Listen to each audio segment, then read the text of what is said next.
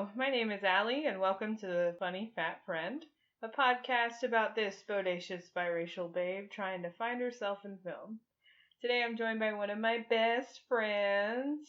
He's wildly creative, fun, and he even has a skateboard that he knows how to ride. Ooh, all right.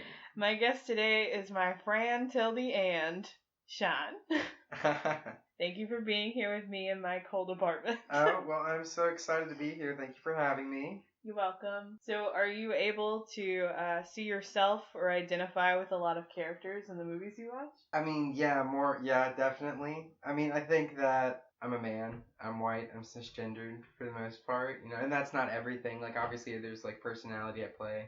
But that thing is that I think that because there's so much content in which, like, people like me are the central characters that, like, even when it's different kinds of people that are in the main roles, when I go see those movies, I'm like, oh, that applies to my life too. So it's like, I've never really struggled with that very much. And it wasn't until I got older that I realized that that was something that, people struggle with. Which is a little bit of privilege and a little bit of ignorance, but at the same time, yeah, eventually. Dope.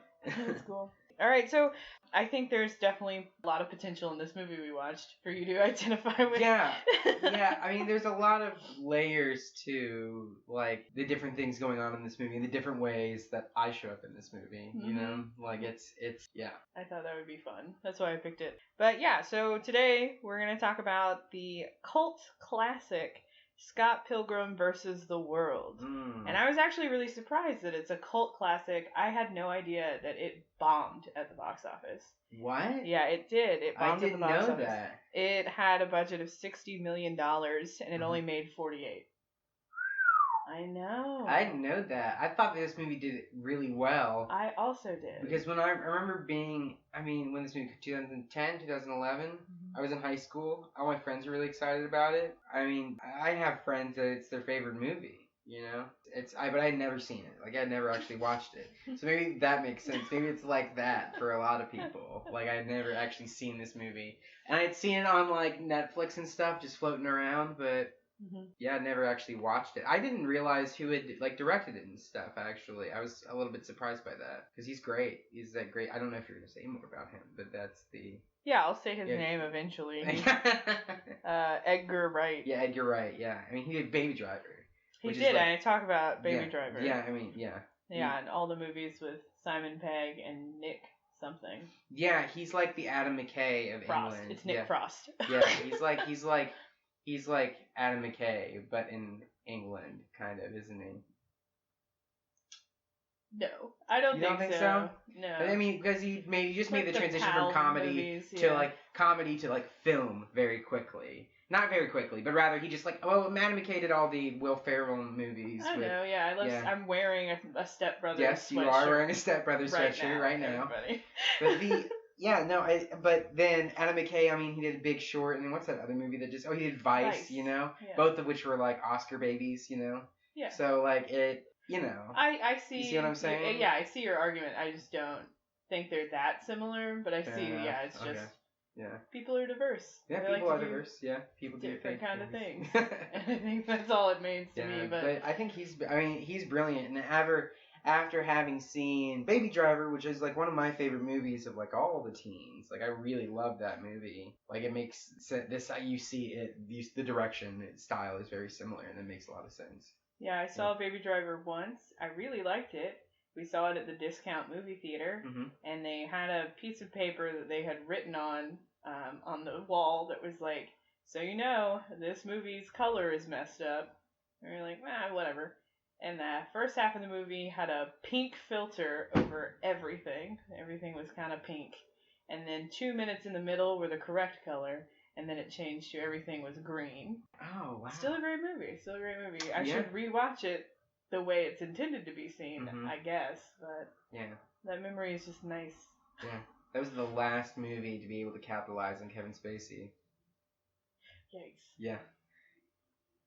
To capitalize on him? Yeah. I mean, they used his name to sell the movie. Oh, they were really? Featuring Kevin Spacey. They don't do that anymore. You don't see it on the posters anymore. Obviously. Yeah, but at the time, it was I didn't know that Kevin Spacey. I was like, John Hamm's in this movie. John Hamm is in that movie. Isn't Jamie Foxx in that movie? Yes, is that Jamie Foxx in that movie? Yeah, Jamie Foxx is in that movie, yeah. Yeah, it was advertised as like a bunch of different... Yeah, that's right. That is Jamie Foxx, isn't it? Yeah. And then Ansel Elgort. Yeah. On Cell. Baby boy. He is. He was... he's fine in that movie. He's like fine, like he isn't anything else. He is very fine in that movie. He's fine. Yeah. I love he's got a great social media presence. I'm okay with him for that reason. Oh, that's fun. Ever. He's very, very real. Not real. Well, I mean, he's got a very specific style about it. Keeps it 100. Yeah, it keeps it 100. You know, it feels like you're following your annoying friend, which is like really fun. Well, great. We didn't watch Baby Driver. Instead, we watched Scott Pilgrim again. Yeah. And maybe we'll talk about Scott Pilgrim now that we've sufficiently discussed Baby Driver. Cool. All right. Scott Pilgrim is based on a series of graphic novels, which is on my bookshelf behind you. Oh, what do you know? I didn't realize that. Well, that is super relevant to the movie. I mean, like was clearly like storyboarded by. Like, I've never actually read the graphic novel. But like the movie was very clearly influenced by graphic novels. Yeah. Yeah. They did an exceptional job with the adaptation. Yeah. It is pretty much it's them. Yeah. There are some like they've dropped characters and things like that, but most of it's pretty accurate, and so that was super fun. Okay, yeah. So the movie starts. We get the Universal theme song in the 8-bit sound. Music. Yeah. Well, that actually, there's something, Anamanaguchi, do you know who that is? Mm-mm. Okay, so they're a really interesting band that kind of took off and became a little bit famous at this time when this movie came out, because they did some of the music for it, and they were like kind of like a punk band. Well, I always thought of them as a punk band. They kind of got more into like dream pop when they actually got a singer, but it's called Anamanaguchi. And what they do is they take their like real instruments and they hook them up through like 8-bit video games as like their pedals. So when they're playing it, it sounds like an 8-bit tone. So they'll be playing a real guitar or they'll be playing electric drums and it sounds like an 8-bit thing. So that's what a lot of the music in the movie, I think a lot, I don't want to say a lot because I think there's like 2 songs that are actually by them, like that actual band. And I remember I noticed when they stood out, I can't remember what point they were, but I'm wondering, That's really interesting about the music in this movie. Yeah, the music's amazing. I have the soundtrack on vinyl. Like, oh yeah? It's so good. Is that in this room? No, it's in the living room. Oh, okay. With the record player. I was going to look at it. Oh, you can look at it after. Oh, that's not a bad idea. You guys can imagine us after this podcast leaving my bedroom, because this is just in my bedroom, and going the 3 steps to the living room so Sean can touch this vinyl. Yep. But anyway, it starts with the 8-bit, sets it up right away, like the video game influence. And it was really cute. And then we get Bill Hader's voice. That's Bill Hader? It's Bill Hader. Wait, what? That's Bill Hader? What does he say at the very beginning of the movie? I have it right here. Not so long ago, in the mysterious land of Toronto, Canada, Scott Pilgrim was dating a high schooler. Oh, man. Oh, man. Yeah, they're pals. The director and Bill Hader are good friends. Oh, I didn't know that. Mm-hmm. That makes sense. Yeah. He's a bit of a comedian. Bit of a comedian. Comedian. Yep. Yeah, that's him. But it's a really incredible, like, open. I really like it. It's really funny. And yeah, Bill Hader's voice. Iconic. When we finally meet characters after the little title card, everybody gets a little, like, placard next to them that has their name and their, I guess it's kind of like, it reminded me of, like, a stat sheet, I guess, but not as detailed, obviously. But I didn't really get what it was, like, I didn't know if you would know the reference. Well, I mean, the movie, so I'm sure, I've never read the comic book, so you can inform me a little bit more about this. I mean, do the comic books utilize, like, does it look like a video game at all? They utilize, it's like, this guy, not only is this a comic and about a guy that likes to play music, but a guy that plays a lot of video games and is a nerd like that. Is he's like a nerd, but it's manga, it's influenced. Right. Yeah. So the movie is influenced by like that, but also utilizes all of this video game stuff. Yeah. So like the really iconic thing that just sticks out in my head is like the pee meter when he goes to the bathroom. Oh yeah. You know, they're utilizing like video game stuff that you probably couldn't get as well in a comic. So I thought that was kind of interesting. Yeah, it is cool. I meant specifically the title placard things. I didn't know if you knew them from something. I mean, like in a video game, I mean, you know, people listening to this who might be like really into video games might know better than I would, but like I'm thinking just as somebody who's casually played video games, like a character selection screen, you know, they'll have their name and then they'll have like their stats. Okay. Yeah, like a character selection screen. That's cool. Yeah, maybe like a 2-sentence like their soul was forged in the fires of hell or something like vague like that. I don't know. Yeah, I don't think they. What is None it? of them were the. No, I was thinking more like what's the video game I was thinking? Soul Calibur 2. You know, it was I played it on GameCube. I do not know. Well, that was the fighting game. I was never. You played The Sims. And I have Stardew Valley. Like that.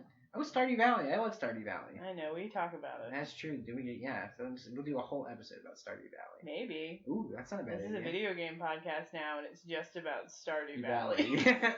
Welcome to the Stardew Valley podcast. Anyway, back to this movie. So yeah, there's lots of video games things. We also meet Scott first, and then we meet his teenage girlfriend, Knives Chow. Knives Chow. Yeah, she's 17 years old, and they met on the bus with her mom. She was on the bus. They met on the bus with her. Yeah, that's romance. Yeah. But also, everyone in this movie has a really great name.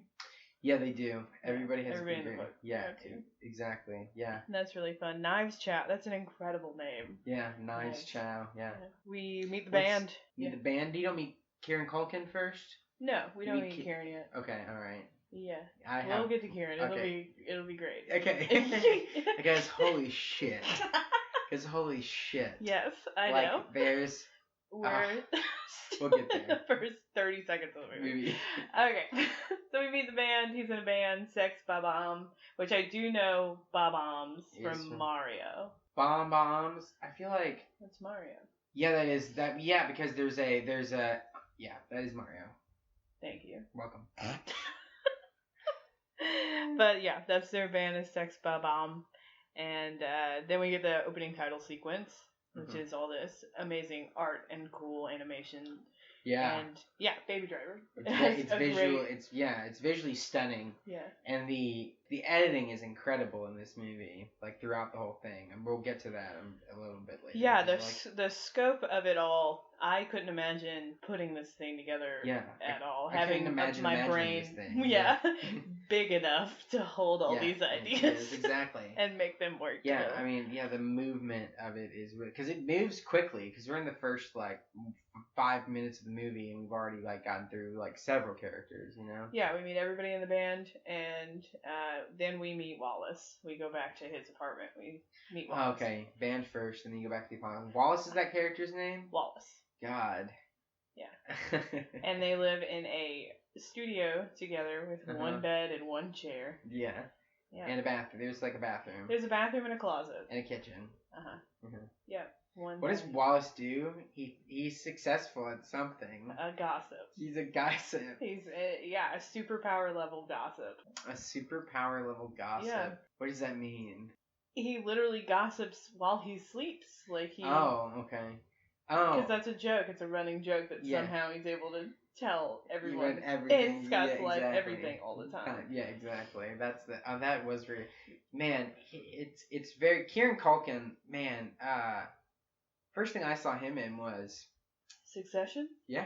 Oh wow. Yeah, really? I hadn't seen because I didn't see this movie. So. Oh okay. So, but seeing him in this, I was like, oh, okay. I put a lot of good faith in it because he's incredible in that show. He's very good at just what he's doing in this movie, he's great at doing in movies. You know, he's a skeevy, he's a little bit gross, and but he's you respect him for it. Not even, but you know what I mean. But yeah, he tells everyone that Scott is dating a 17-year-old immediately after. Scott's maybe don't tell people I'm dating a 17-year-old. Yeah, and his sister calls him, right? Right away, and it's Anna Kendrick. Anna Kendrick. Yeah. She's, she melted into that role. She's fine. She didn't have to. Yeah, she didn't really have to do anything. I know, exactly. I wrote down about Anna Kendrick. She and Anne Hathaway have this similarity of like people either really love them a ton and think they're the best thing that America can offer when it comes to a female ingenue, and then a weird, scary sect of Twitter hates them. Yeah. Ooh. I don't have any problems with Anna Kendrick. Yeah, I'm very neutral on Anna Kendrick. I enjoy her when I see her. Yeah, she's fine. I rarely don't see her as anything but Anna Kendrick though.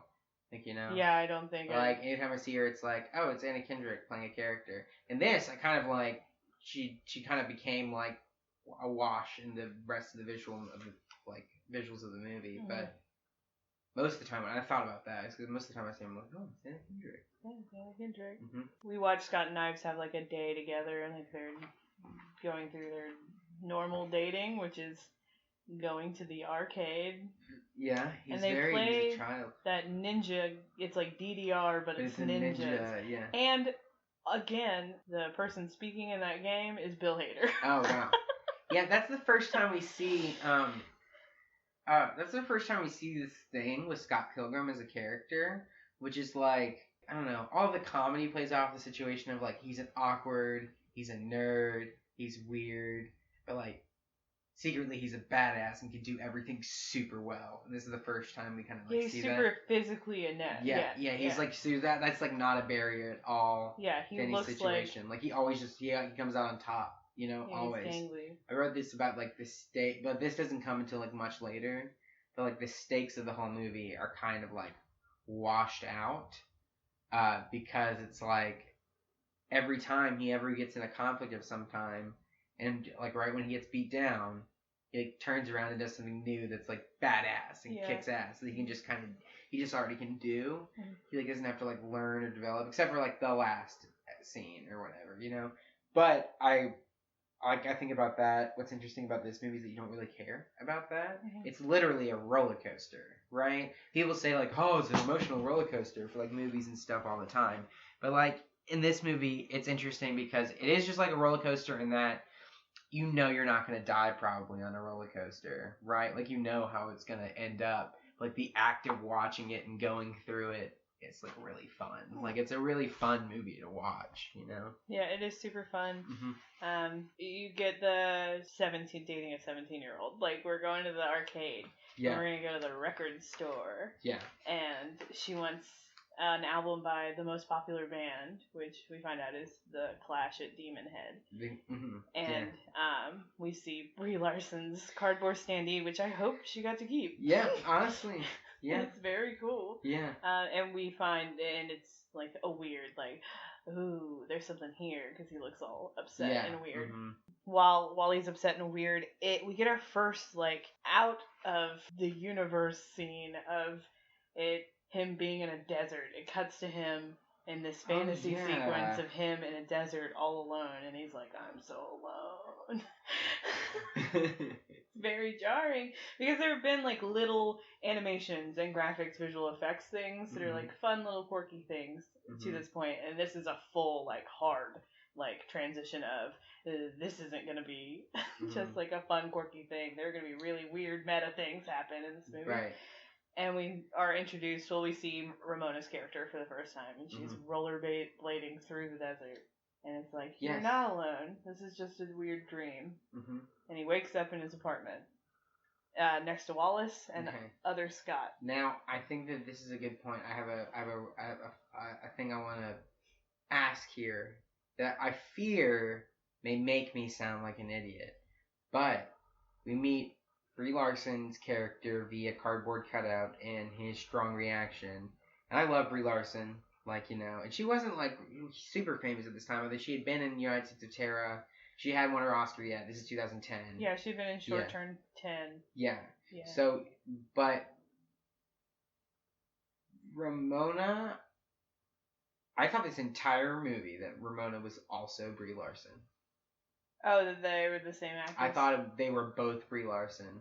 I think, well, you're supposed to, literally all the women on, like, that he is attracted to have extremely similar haircuts. Yes. And the way their faces are framed.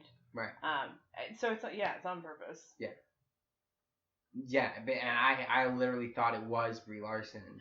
The scenes that they were like near each other were all like cut in a weird way where I thought they were parent trapping it and like, you know, and putting the two. LOL. You know, I literally thought that choice. Until we were sitting down to do this, and I pulled up the IMDb just so I could like, you know, look stuff up if I needed to, and I was like, oh, that wasn't Brie Larson. No. Damn. It would have been a really weird choice of the director to be like, I'm not going to cast another actress. I don't think it would have been. I watched that entire movie and prepared for this conversation thinking that the same and enjoying the movie. Actor. Yeah, more or less. Both parts. Yeah. I mean, I'm thinking if there's precedent for this. Parent Trap is a great movie.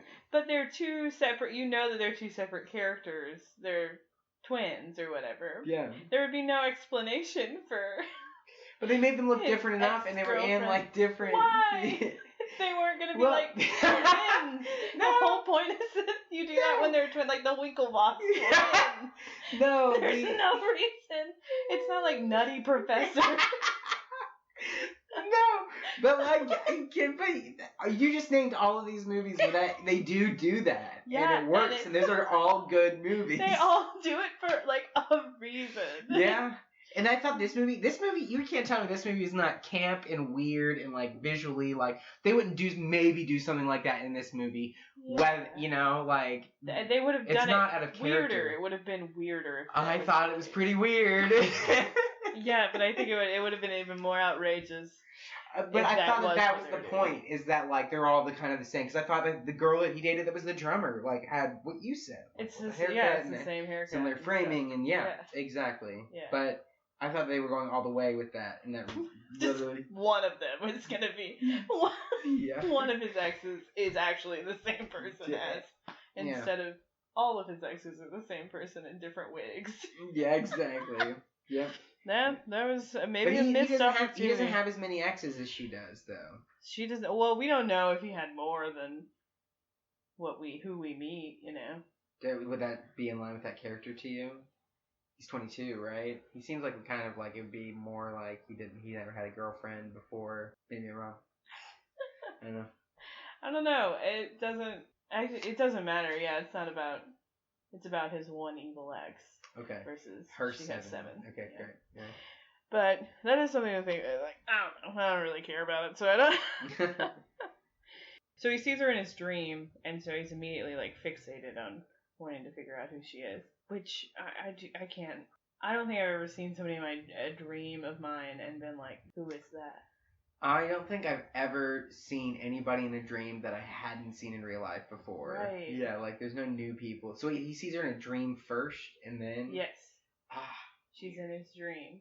And he's like, I gotta find out who this woman is. And he goes to a party, and he doesn't want to go to a party, but he goes anyway. And he talks to Cuomo, I think is the dude's name. And he knows everybody. And that's his little placard. It's like, Cuomo, this age, he knows everybody. Oh, that's right, yeah. Yeah.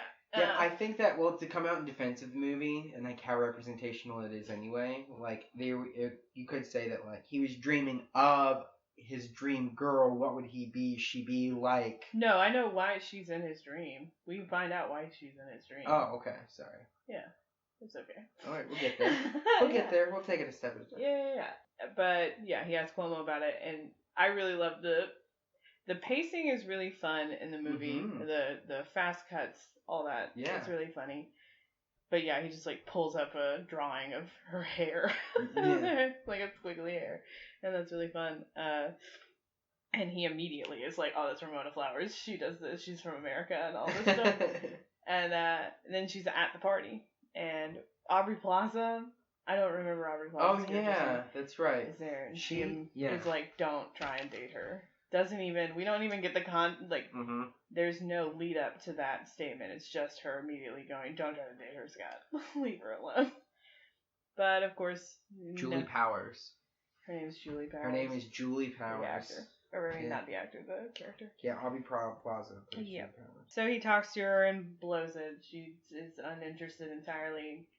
Tries to tell her story about Pac-Man, which is a true story. Yeah. That's the real Pac-Man origin story. That's fun, I guess. Yeah, it seems like that's his go-to line, which is kind of funny. Yeah, it's happened twice already in the first 10 minutes of the movie. So. Right, exactly. And he blows it the second time. Yeah, it's bad. Nobody cares. He finds out that she works at Amazon, so after he blows it, he's like, oh, here's what I'm going to do. I'm going to order a package from Amazon. And Homeboy doesn't know how to use a computer. That's pretty fun. Yeah. And they don't have a chair for the computer. It's like a computer on a box, and it's an old Dell. Right. I was going to say, what year did this movie take place in?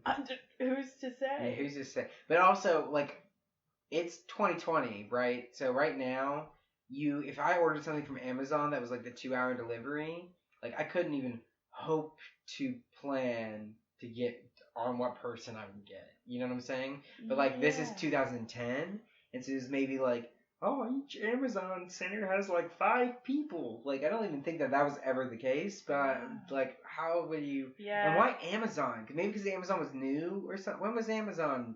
Huh? I don't know. I don't think it... Amazon's been around for a long time. Yeah, Amazon's been around since forever. I mean, they were the bookseller, the first bookseller, or not. It was just a convenient carrier thing. Like, she's a carrier, so... Okay. Yeah, I think they probably got some money from Amazon. Okay, well, there you go. Oh, maybe they did get money from Amazon. That would make sense. Yes. And, but, so he orders something, and the first time I saw it before I read the books, I didn't understand how she really had her job at all, because she carries a small messenger bag and rollerblades to these locations to deliver packages. And I'm like, not enough. You can't. Are you exclusively the girl for small packages that are in a like 6 block? Yeah, 6 block radius. But she does mention how she gets places quickly, which is by traveling through the. I should have wrote down the actual name of like what she calls it, but it's using dreams. Like it's like another like not dimension thing, but like space-time thing. Okay. And so that's why he saw her in his dream, because she was using it to deliver packages. Oh. It cuts through. She's like, you do like 3 miles in 15 seconds. Oh, yeah. I remember her saying that and then not understanding and just like accepting that. Yeah, it was weird to whatever say. It was away. They had because they had to introduce her, and that's the way she's introduced. But yeah, it was very odd. The tiny mention of what it was. Okay, because I felt like an idiot watching this movie, because what happens, this chronology that happens here, is they say like, oh, he's got a big X. I wrote it down in my notes. It says right here, big X, LOL. So it's like he's got like a main X, and then you see Brie Larson, right? And then he has a dream about someone that looks an awful lot like Brie Larson, right? And we see this woman downstairs in the, like, after he's hanging out with, where they're in a library? Where are they? Where is that, where they first see? Yeah, he's with knives at the library. Right, okay, yeah, exactly. And then you see her there. So that's why I thought, that was one of the reasons I thought it was Brie Larson. And then I was, like, found out there was, like, oh, there's actually a different character that's Brie Larson. And I just went, oh, okay, so Brie Larson plays both characters? That's so wild. Yeah, a little weird. To have that going on in your head the whole time, it's a lot. Yeah. But anyway, she delivers his package, and he immediately asks her on a date, and she's like, no thanks. But then he just asks her to hang out, and she's like, fine. Yeah, there's a weird thing that you see in a lot of these, like, did you call this movie at all Apatow adjacent? No? Now, do you know what I'm talking about though when I say like the hot girl is like interested in the nerdy boy for like seemingly no reason? Yeah. You know what I'm saying? Just like dude comedy. Yeah, exactly, dude comedy. It felt very dude comedy. Yeah, it felt very that to me. Yeah. And it was like, and what was like, why is this like, by the way, Ramona gives us no reason throughout the entire movie for us to like her at all. Like, I love her. She has some, we'll get there. We'll get to, there's things that she does throughout the movie that make me go, she's like, really, like, I don't know, I don't like her. And she has one very specific scene that she does something that I'm like, I really don't appreciate that, I also have a question about, like, we're already a little bit past this, so I want to inject this part of this into this conversation, is the role of gay people in this movie. That's where my big question mark in this movie comes up. Because there's, like, a lot of, like, humor that I think, like, that makes me laugh, that I think is very funny. But it's also, like, some weird, tropey nonsense that they're throwing into this movie as well, that I find, and I hate saying this word, because I feel like it's going to, like, alienate some people, but problematic and potentially even homophobic, like in this movie. Oh yeah, most of Wallace, he's not a developed character, he's a punchline. Right, which I think is like, but the thing is that, like, I don't mind, like, gay people don't have to be, like, you know, perfect and good, we don't have to have, like, representations of just, like, perfect gay people. Oh no, you know? but literally there's a line where he's, like, telling Scott that he needs to break up with his 17-year-old girlfriend. It's literally next after he's gonna hang out with Ramona. And Wallace is excited for him, and it's like, okay, well, now you gotta break up with your 17-year-old girlfriend. He was like, what? But you have, like, a different person in your bed right now that's not your boyfriend. He was like, I don't control the gay rules. Yeah. I was like, ooh. Which, you know, if it's like, it's almost like but the thing is that, like, that's objectively funny. Like, you know, to me, that's really funny. I'm gay. So I get that joke in that speak for the gays. I don't speak for the gays, but I just understand that. I just understand that joke. Yeah, you know, I've been with it's a stereotype, but, like, I don't know. Although it made me laugh, that doesn't mean it was, like, a worthwhile thing or important to include, like, in the movie, or, like, a good thing. Yeah, it went out of their way. Yeah, because but it's like it's the same, and it's the way it's written too. Right. Well, it's the actual, because that's the thing, is that the actual punchline is the fact that they're gay. Like, oh, isn't it? Oh, like the scene with, is it Aubrey Plaza? No, it's Anna Kendrick's boyfriend that Wallace, like, steals from him, you know? He's, like, coming onto that guy, like, really hard. Yeah. And then eventually, like, the joke is like, it's two guys kissing. Yeah. Look at it. Yeah. That guy thought he was straight. And then now he's not. Yeah. And we're going to go through the X's here. But, like, there's one that I had, like, the most, that problem, I kind of, like, could forgive, because it's just like, oh, it's just like, you know, comedy, and, you know, maybe I'm being too sensitive about that, but they keep bringing up the whole movie, you know, and every time anything gay comes up, it's always just done in, like, the slightest, like, just, I don't like the way that they were talking about that, you know? I think that's fair. I think it's a fair criticism of it, for sure. And, like, especially the one of the exes that we'll get to later, I had problems like that with. So they hang out. We get them hanging out in a park at night, which is so scary and not recommended for a first time hangout with a stranger, a night park session. And we get another the I don't like how they glazed over all the weird, like, interdimensional other stuff, like the door that leads to, like, nowhere and all that stuff. It was weird to keep enough of it in to be confusing, but they did because it looked cool, and it was like weird, but didn't give enough context or, like, it didn't matter. My brain just dumped that shit. I didn't keep up with that. It's like, it's not good for you. We're gonna get this out of here. Yeah. Oh man. But they hang out, go back to her apartment, and then they make out and stuff. Yeah, and she doesn't give me any indication up until that point that she likes him. She's just kind of, like, short with him, and kind of like that's them flirting, which doesn't, like, I don't like that. There's, like, a romanticization of love that happens in, like, or, like, you know, it's been a long time since I've seen this movie. I know a lot of people like it. But 500 Days of Summer, where she's, like, not, like, I don't know, like, Summer isn't the greatest person, right, or something? Like, she's, like, a little bit mean. Well, that's like, the thing about that. The thing about that movie is similar to how I think people see Ramona in this movie, is how people see Summer in 500 Days of Summer. Yeah. Where you are empathizing so much because I think you expect to empathize so much with, like, the Scott or what is his name? Joseph Gordon-Levitt, Jason, I don't know, that man. Yeah. His character, because it's their story, I guess. Mm-hmm. But, like, the thing I do like about 500 Days of Summer is that it does break down that he was kind of the problem. Right, yeah. That she was constantly honest about what she wanted. Right. And was clear about what she was doing. Mm-hmm. And he just didn't listen.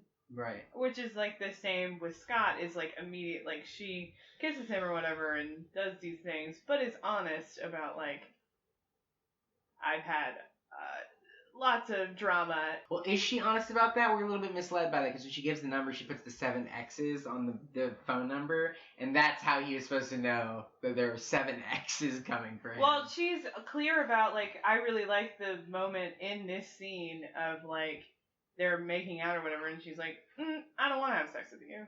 Oh, yeah, that is right. I have the right to maybe decide later that I want to. Yes, but actually, right now I don't want to. I do remember that. I appreciated that, because I was, like, following my criticism that I was just stating. Like, I was following that, and they were making out and stuff, and I was like, oh, it's this shit again. But then that happened, and I was like, oh, this is nuanced enough where I'm interested in it. Yeah, it's like, I just want to do this thing, but also, I'm going to clearly communicate. Yeah, but she still, like, let him, like, hung out with him every time he defeated an evil X. And she also has, like, one super telling character moment that the movie does not condemn her for during one of the X's fights. That we'll talk about when we get to it. We're going to cross that bridge. I'm prefacing, like, it's the most egregious problem this movie has, I would definitely say. Okay, so, I like Ramona, and she's clear, and I think that's a awesome thing to put into the movie of, like, communicate when you don't want to do something, and it's going to be okay. Yeah. And then we have the nice moment of him just being like, I haven't had just, like, general intimacy, so I think I just need this, and he thanks her for it, and that's nice. Mm-hmm. And I really like that. And, but he wants to keep hanging out with her, and he's still with Knives, though. It's still his girlfriend. And Scott sucks. Yes, he does. He sucks. Yeah, he does. Yeah, so much. The movie really but the movie still, like, even if the movie still wants us to like him. I think it does. I don't like Scott very much. No, he's not. He is like the hero, I guess, of the story. Right. Technically, but. Yeah, there is definitely a very specific type of guy who looks a lot like Michael Cera, who empathizes with that problem that guy is having. I don't. Yeah, because all of his problems are his fault. Yeah, 100% But he doesn't definitely see it that way.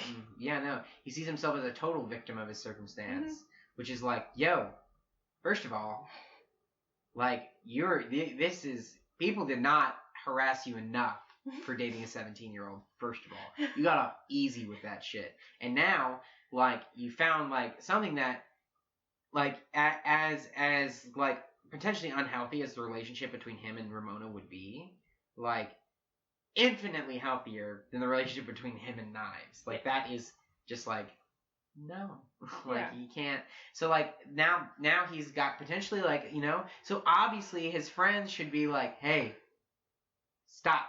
Like, you know? Yeah. I don't think they harass him enough, get on his ass enough for that. I mean, everybody kind of sucks a little bit. They're all friends for a reason, kind of, you know? Yeah. But yeah, then we get the first part of the Battle of the Bands. Their band is now in a Battle of the Bands competition. We get the first show. And yeah, it's like a 4-month-long Battle of the Bands.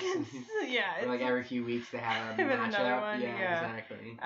And we meet Matthew Patel, which is the first X. Ooh, yeah. And I was this movie has amazing pace because it's like all this exposition, like everything we've talked about for so far is like really interesting. Like as you're learning it, like it's clearly good enough to talk about because we've already said all this shit, and then like that comes into the perfect time. Like if they had kept doing that same thing for another 5 minutes, you would have gotten bored of it, and just the right time, the next movement of the movie comes in, which is this first fight here, which is very fun. Yeah, Matthew Patel is really super fun, and also I think this movie's a musical.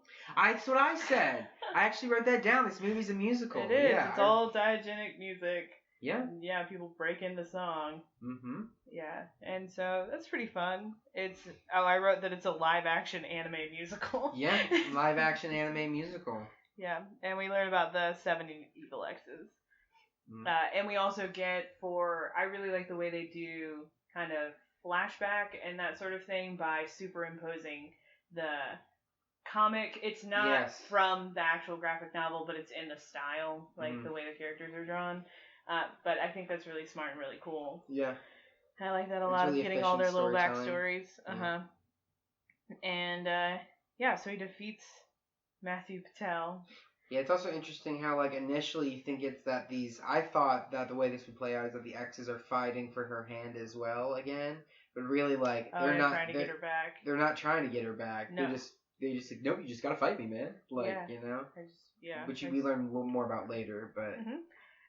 But after he defeats Matthew Patel, he gets a second date with Ramona, and this line, he comes in, and they have the Seinfeld music plays. Yes. Yes, and they have I laughed pretty hard during that. They have a laugh track for this scene. I thought that was funny. It's pretty fun, but he's inviting Ramona over to have dinner, and he asks Wallace to leave because he doesn't want him gaying up the place. Oh, yeah, that shit, I was like, oh, yikes. Like, I don't like that. I didn't like that joke. Really, really weird. Yeah, it was weird. Like, I didn't know if I was being, because I don't know, I don't like being too, I said this already, like, I just don't want to feel like I'm being, like, overly offended by things, you know? Like, how much, like, can you just tolerate and just be like, you know, fuck people? But, like, I felt like particularly just like, why? It didn't need to be in at all. Yeah. It was a weird joke. Can you be out of here because, like, literally get a writer's room and write 4 more jokes and pick one. Like, you know? Like, there's any number of things you can make fun of him for, the least of which is being gay, you know? Yeah, I agree. So he goes to finally break up with Knives. Right. And they're at the record store. He finds out Clash at Demon Head is coming back to Toronto for a show. Oh, yeah? And so he's like, oh, no, because that's, that's my Brie Larson. That's my Brie. Not my Brie. It's not my Brie. And he breaks up with Knives, and she's very sad. Oh, yeah, that was a well-done sequence where he was moving on, and she was just, like, frozen with all the black behind her. And then, like, it was, like, panel of her, panel of her, panel of her. Yeah. And then one panel of Brie Larson. Oh, Ramona, sorry. That's right. One panel of Ramona. And then he literally was fine. Like, you know? Yeah. And that's how it is for people who are, like, you know, dumping one person for another. That's, like, it's pretty easy to move on in situations like that. Oof. Yeah. But they have the second date, and she shows up and she has changed her hair color. Yes, and that fucks with him for some reason, doesn't it? It really messes him up, but he says she's fickle and she's spontaneous and she can just, like, change her mind about things. And it's like, welcome to the world. Yeah, exactly. I think it's weird. I thought her hair color changing was weird, especially in this. She says that she changes it, like, every week and a half. And I was like, your hair's falling out, honey. No, you're not. Yeah. Well, I feel like whoever wrote that aspect of the character definitely had his heart broken by a girl who did that. You know what I'm saying? Yeah, it's in the book. She changes her hair like 7 times. Well, that makes sense. 7 evil exes. Probably, yeah. But she only changes it 3 times in this movie. But it goes to blue from pink or like fuchsia, and now her hair is blue. Mm-hmm. And they eat. And I like garlic bread. Oh, yeah. And it's like, I'll eat garlic bread every day. She's like, you'll get fat. And he was like, bread makes you fat. Hilarious. Oh, man. It was funny. It made me laugh.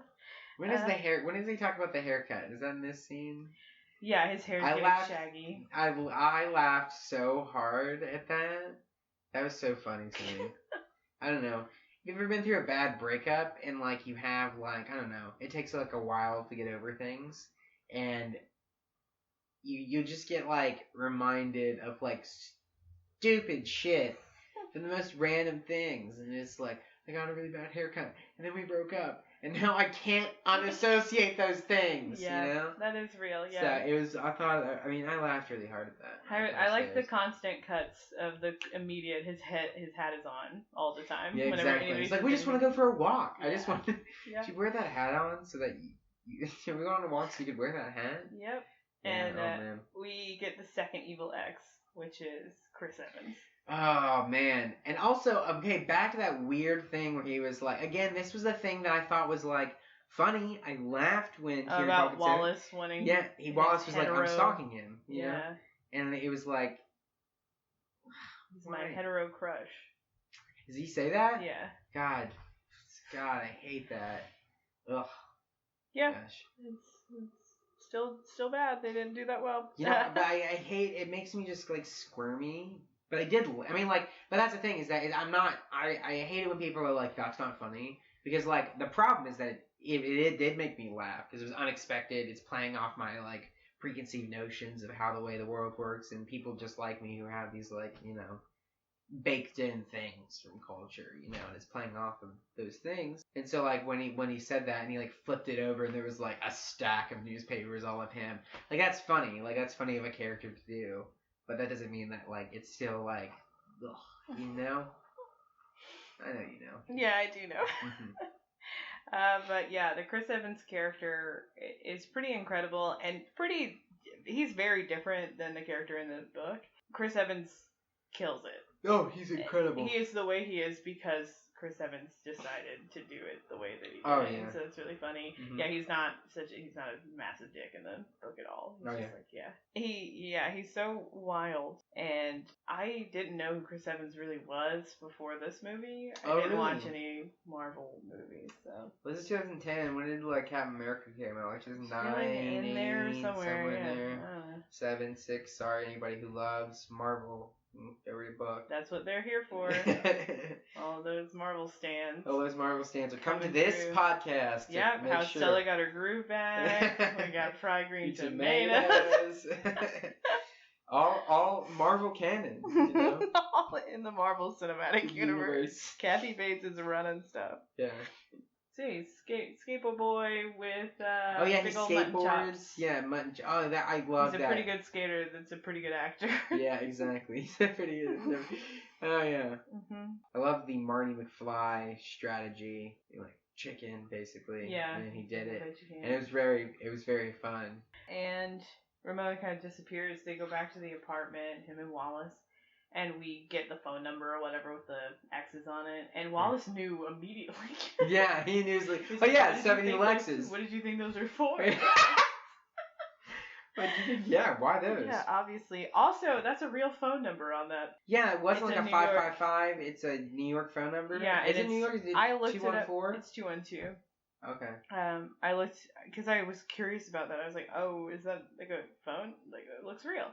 And apparently Universal bought that. So that was like a fun little fact I learned about that. Then we get X number 3 has her first appearance. Oh, Mae Whitman. Mae Whitman, yeah. Roxy. Who actually dated Michael Cera during Arrested Development. They did actually date at that time? Yeah. Mae Whitman is brilliant. I love her. Yeah. She's a revelation in this movie. I wanted her to kick his ass. Like, I think everybody agrees. I wanted her to kick fucking Brie Larson's ass, not Ramona's ass. I wanted her to win, you know? Like, oh my god. This is the one that I've been talking about. Like, well, this isn't the fight. This is just the introduction. I know, this is just the introduction. Which, fun cinematography when he's flying over her and he... And I like her whoops.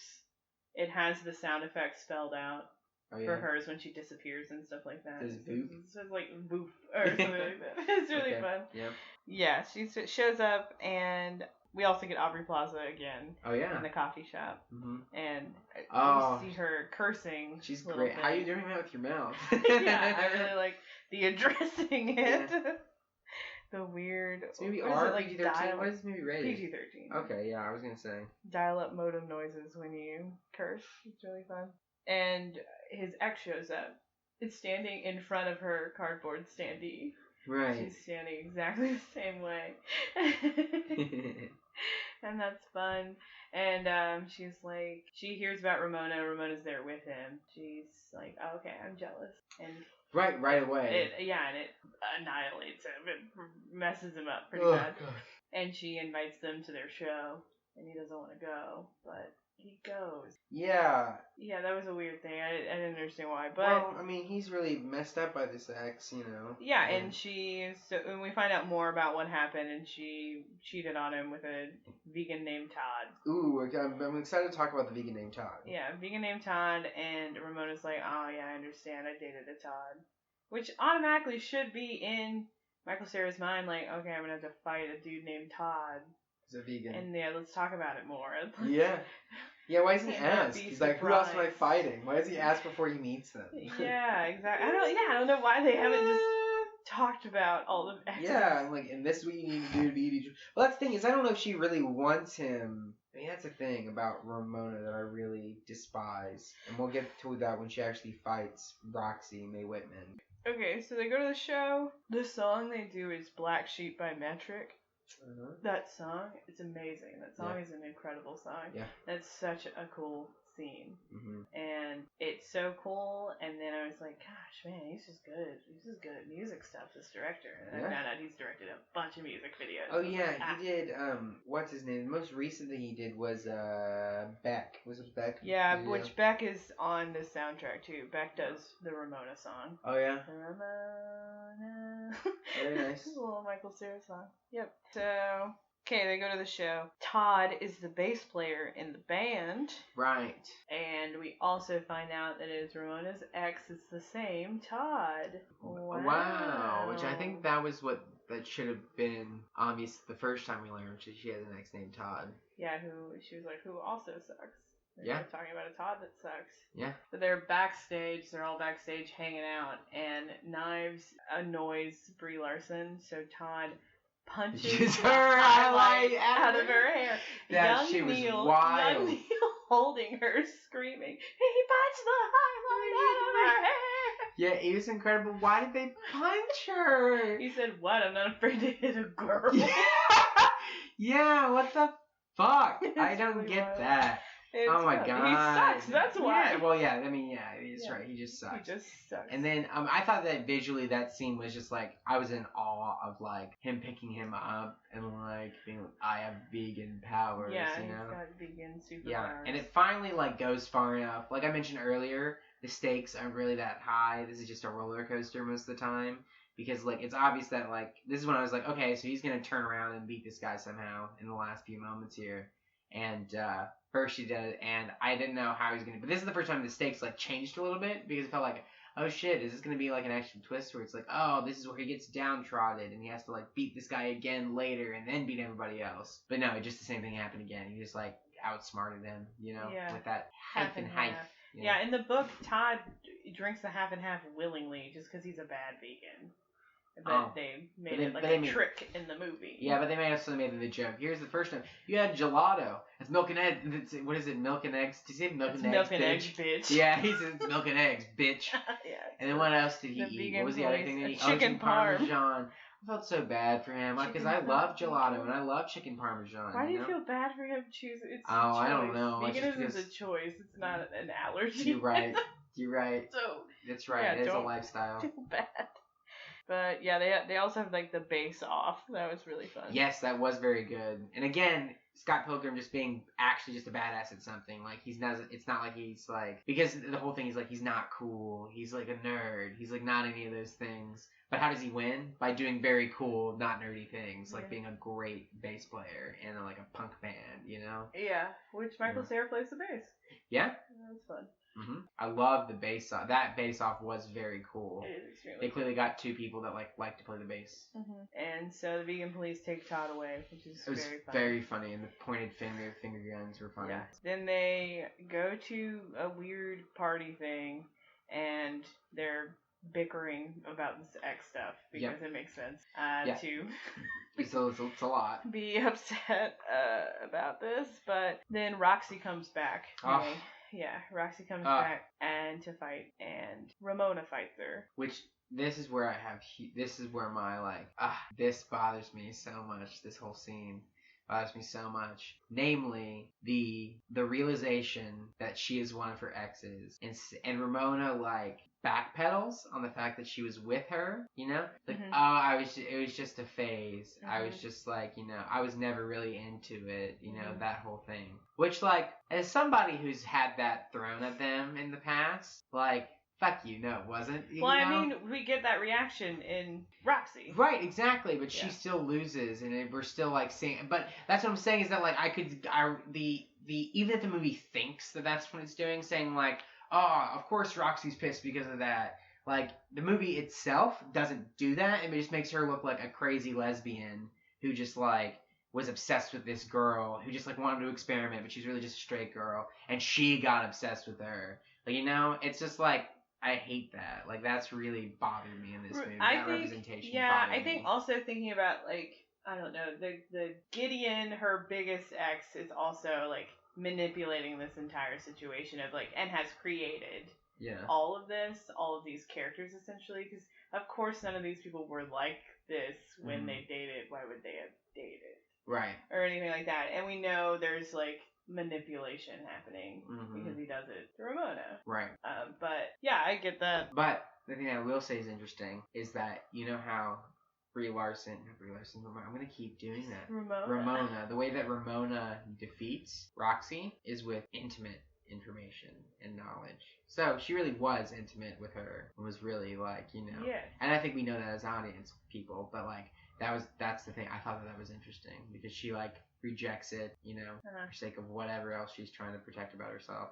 Touch the back of her leg, because I used to do that when we were making out. Yeah. And she has an orgasm, and somehow that just defeats her. Yeah.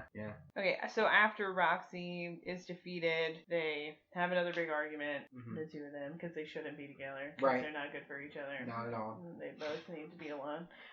Surprise. They both definitely have, like, tragic flaws, which unfortunately do not allow them to date at the current moment, And then we have the next Battle of the Band show, and Michael Cera is, like, in it. He's using his pain to be a good artist. Yeah, it's pretty dumb. And we meet the 5th and 6th evil exes, which are twins. Right. So wild. Twin DJs. Yeah. Oh, yeah, the twin DJs. Those were very cool. The music was very cool here. Yes, it's very cool. It was very cool music. Like, in and how it worked together, but how it was different. Yeah. It's great. I think it was a musical. It is a musical. Yeah. They beat the twins, right.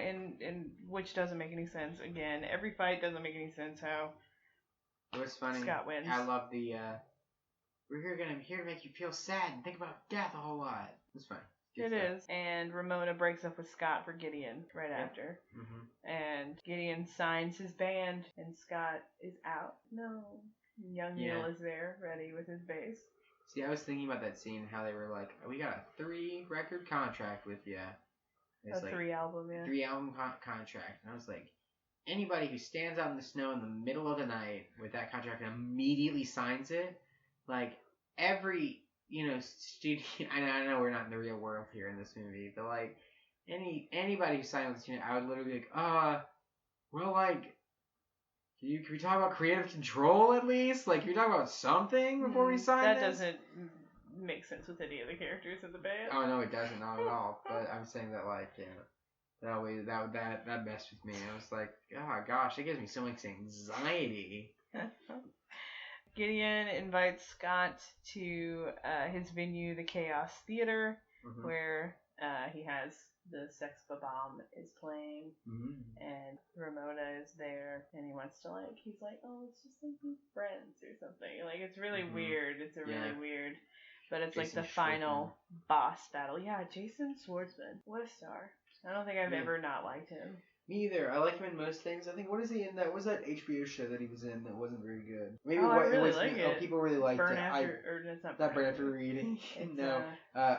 Bored to Death. There you go. Yeah, I couldn't get in. I could never get into it. I just keep watching it. I really like it. I just can't hook on to it. But yeah, he wants to get Ramona back out of her clutches or whatever. Right. So he goes, and this sequence is really funny with the door dudes. Make me laugh really, really hard. The door boys. The first one, he's like, what's the password? And he's like, oh, whatever. He's like, okay.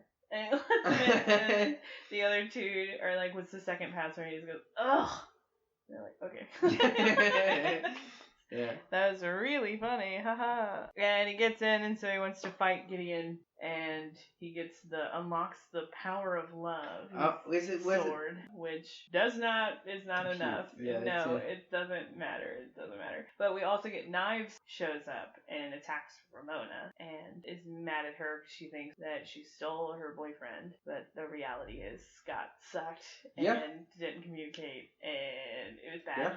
And they find out that he was dating both of them at the same time. Way late. I felt like they should have found that out way sooner. Yeah, because they were both at the same show. Concert, having a conversation. How did you meet? We were met on the bus with my mom, and then and they play the music. But that makes them like come together and like kind of resolve that issue between the two women, which is good. Scott's bad guy, and Gideon kills him. Right. Stab him through the chest. Full death. Which, there's like no gore in this movie because it's PG-13, but there's a lot of blood in the book. He goes to limbo, I guess. Yeah, he goes to like, I don't know, another realm. Yeah, it's like a limbo. Yeah, they've got like, it's like the same kind of dream world as we've already visited a little bit, isn't it? Yeah, basically, it's the same place, that we've visited. And we find out that Gideon is mind controlling Ramona. Which like is it's way more interesting if he's just doing normal human stuff to her, not like, you know what I'm saying? Yeah, but we get that also understanding of like how did he do all this shit? Yeah, exactly. Right, like how did he pull all of this wild to explain it away eventually. Yeah. Yeah. But he remembers he has an extra life that he got from defeating the twins. Oh yeah. Right. You got an extra life from defeating the twins? Yeah, I think so. Oh nice. And so he uses his extra life, and he goes back. It rewinds and goes back, and he fights Gideon this time for himself, and he gets the power of self-respect. Yeah, exactly. That's the one moment where he actually like changes, because he's loved her in the way he thinks of love since the moment he saw her in the dream. Yeah, you know? So that wasn't any change when he got the power of love. He's always had that. You know, that's a fine statement. The power of self-respect. I was okay with that. It's a good message. Yeah. For us. Good thing. It is good. It's good. And then Ramona and Knives team up. Good. Right? I don't like women pitted against each other. They all join up to defeat Gideon. Knives finally moves on and understands, and him and Ramona. Yeah, she just comes to a weird, all of a sudden she understands. Like, she also is way more mature about it than anybody else. Well, but we were never given a reason as to why she did that. I think she's just a better person than everybody else. It's probably true. Yeah, she just is. What was the thing that happened? But she wasn't before. She was heartbroken and but obsessively weird about it. 17-year-old girl. Yeah, it happened. What happened to her that changed her opinion about Scott to where she was able to move on? Honesty, because she didn't know he was gaslighting her and manipulating her in the image or whatever, and she didn't know. So it made her feel like, oh, Ramona took him from me, he would still be with me, and he never did anything to stop that idea. And when she realized it was about him and not her. Yeah, exactly. Then she was like, oh, okay. Okay, she's just smart. Yeah, exactly. Oh, good for her. You don't know what you don't know until you know it. Yeah. But most people don't until they do. Wow. They all leave, and Scott and Ramona leave together, and we get the fun little end of video game thing where it's like try again, and it has to like count down or whatever. You to put another token in. That's cute.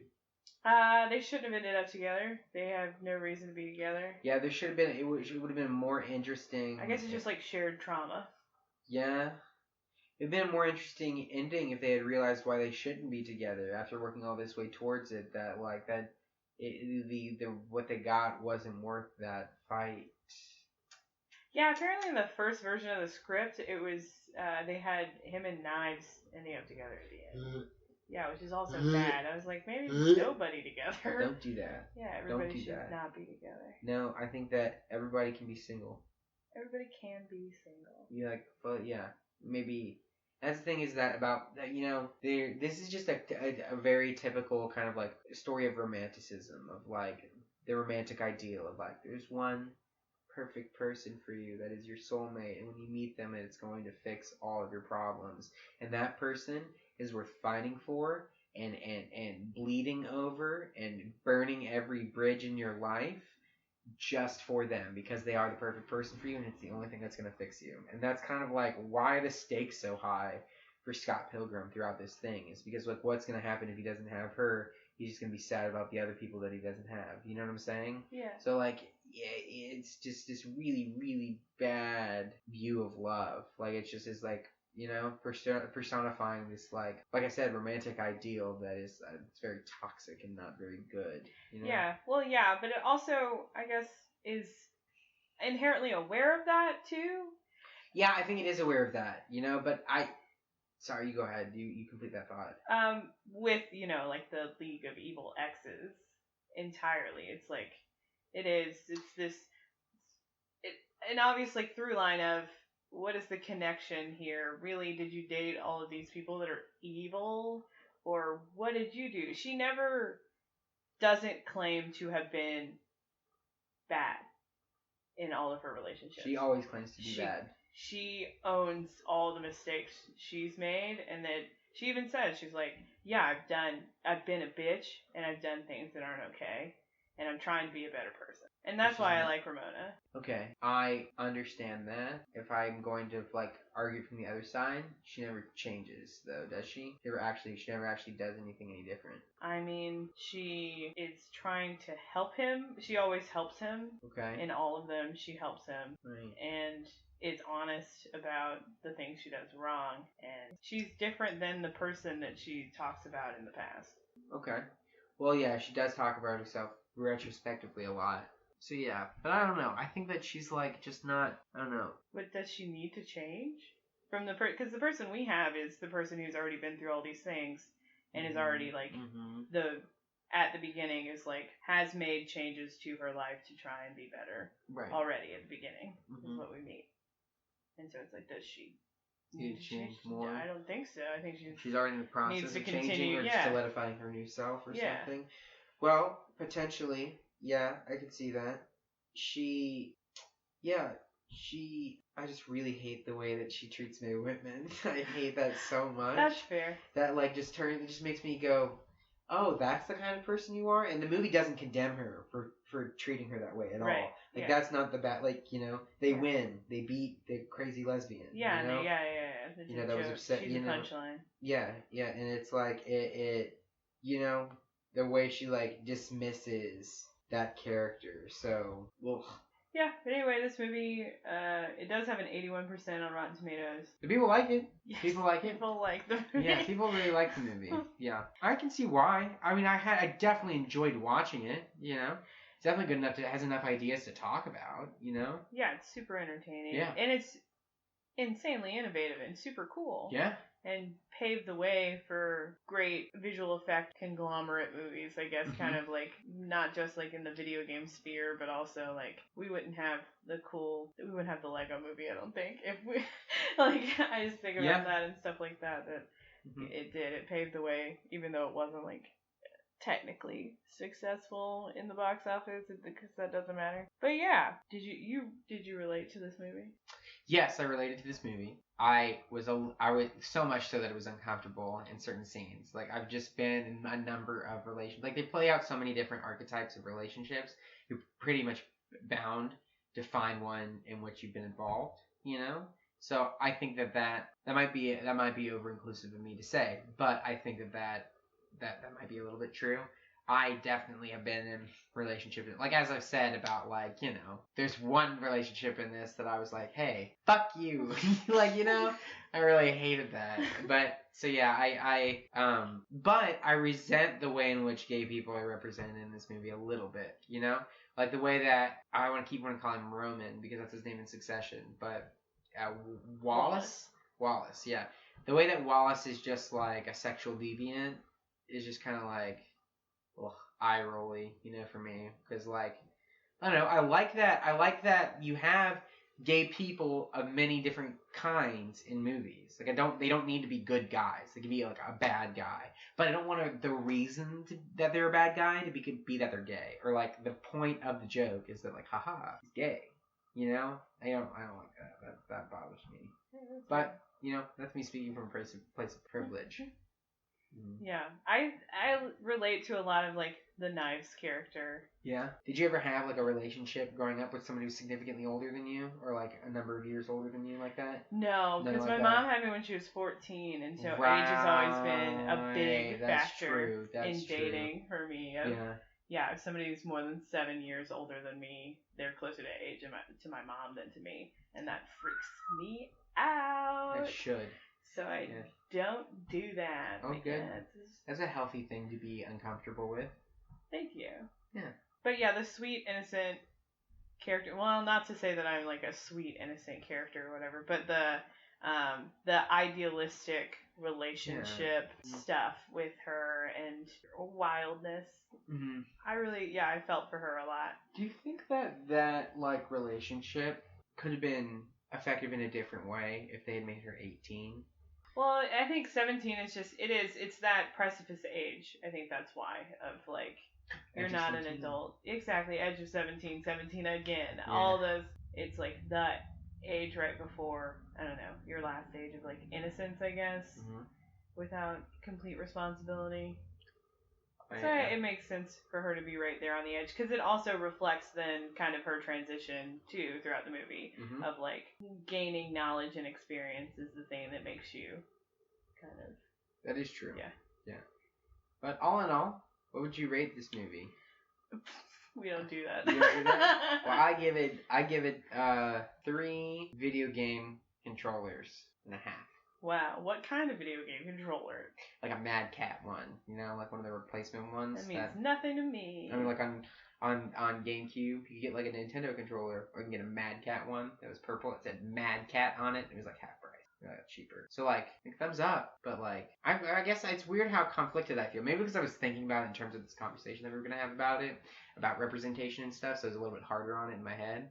But I did like really and genuinely enjoy watching it, and it was fun. It's visually awesome. Like, if you haven't, I would definitely recommend people watch it. Of course, like you should definitely. Oh, it's a great movie. Yeah, hopefully you already watched it before we talked about it. Yeah, that is the thing I think about. Some of them I know that people haven't seen, but yeah. You could announce at the end of each episode what movie you'll be doing the next time. But I don't know. No. Yeah. Okay, so. Thank you, Sean. Thank you. I really love talking, so this was fun. Thank you. I really enjoyed being here. Yeah, it's super really fun. It was super fun. Yep. So, thank you all for listening. Thank you. I appreciate your support. And, honestly, I'd probably fight all your evil exes. Yeah, I'll do it, too. Yeah, why not? Yeah. Let's have them on the pod. Yeah, let's have, This is a different podcast now. I'm interviewing your evil exes. Good God. Good luck. I'd be into it. That'd be terrifying. It would be really bad. Yeah, let's not do that. Good luck finding them. Yikes. Yeah. Ooh. Okay, well, that's it. I've been your friendly neighborhood fat friend, Allie. Talk at y'all in a couple weeks. Bye.